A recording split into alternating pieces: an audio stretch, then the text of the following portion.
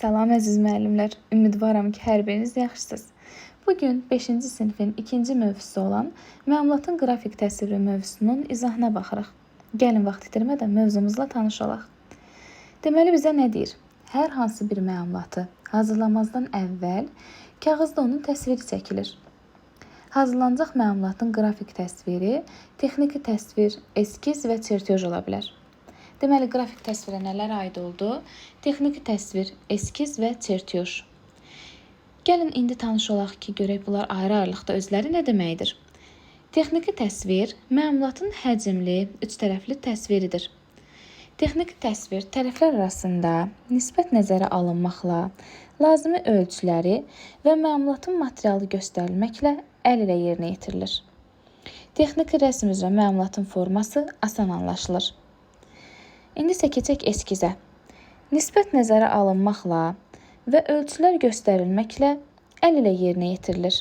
Eskizdə detalın bir tərəfdən görünüşü verilmişdir. Texniki təsvirlə eskizi ayırd etmək üçün deməli, texniki təsvirdə tərəflər arasında nisbət nəzərə alınır, lazımi ölçü və məlumatın materialı göstərilir. Eskizdə isə nisbət nəzərə alınır, ölçülər göstərilir.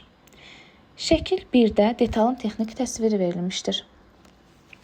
Doğrudan da üç tərəfdən görünüş verilmişdir texniki təsvirdə. Şəkil 2-də isə detalın eskizi verilib və bir tərəfdən görünüş təsvir olunmuşdur. İndi isə keçək çertyoza. Məlumatın çertyoz alətlərinin köməyi ilə yerinə yetirilmiş şərti qrafik təsviridir. Çertyozda məlumatın ön, sol və üst görünüşləri təsvir olunmuşdur. Şəkil 3-də detalın çertyozu verilmişdir. A variantında əsas görünüş, B-də soldan görünüş, C isə üstdən görünüşdür. Bir də müəllimlər bir şey diqqətinizə çatdırmaq istəyirəm. Bu sual MİQ 2025-ə də düşmüşdür. Əksər müəllimləri çaşdırmışdı. Deməli, A variantına baxın. Burada əgər ən altdakı xətt düz xəttdirsə, bu olur əsas görünüş. İndi isə şəkil 2-yə baxın, detalın eskizinə. Əgər burada altdakı xətt əyri verilmişdirsə, bu olur detalın eskizi. Bir də deyək, ən altdakı xətt düz verilmişdirsə nə oldu? Əsas görünüş, əyri verilmişsə detalın eskizi. Bura qədər aydındırsa, keçək xəttlərimizə. Xəttlər. Birinciyə, deməli, şəkil A-da birə baxaq. Bu detalın konturudur, yəni bütöv əsas. İkinci, çıxarılan bütöv nazikdir. Bir də üçüncü ölçü göstərən əsas bütöv nazikdir. Deməli, bütöv nazik hansılar oldu? Çıxarılan və ölçü göstərən. Dördüncüyə baxın, simmetri oxu ştrixli nöqtəli. Ştrixli nöqtəli doğrudan da çevrəmizin içindən keçir. Beşinci, dəliyin görünməyən konturudur. Dəliyin görünməyən konturu isə ştrixlərlə işarə olunur. Çertyozda ölçülər millimetrlə göstərilir. Çertyoz qalın kağızda, vatmanda və ya adi karandaşla yerinə yetirilir.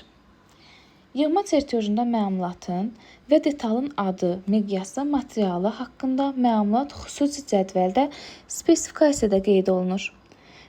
Bu cədvəl çertyozun, eskizin və texniki təsvirin sağ-aşağı küncündə yerləşir. Testlərə düşür sağ-aşağı künc, yoxsa sol-aşağı künc, çaşmayın, sağ-aşağı küncdür.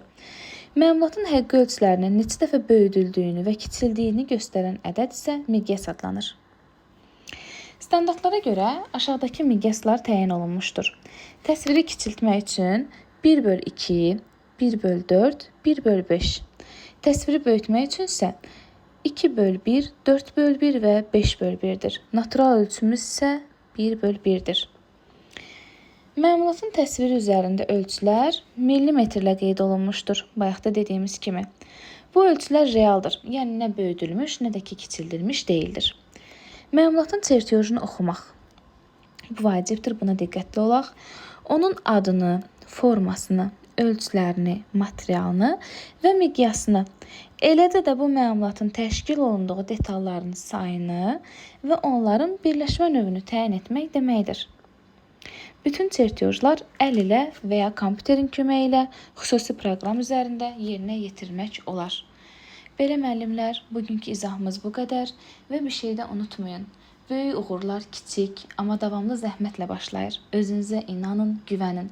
Növbəti dərs izahlarında görüşənə